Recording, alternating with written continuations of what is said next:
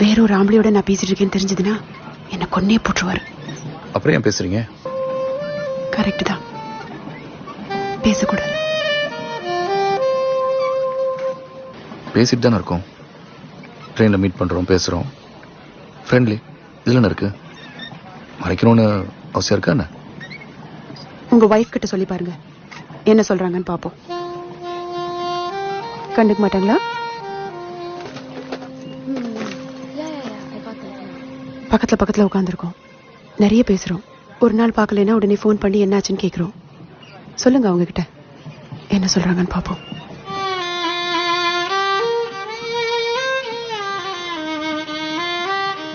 நமக்கு தான் புரியும், அவங்களுக்கு புரியாது.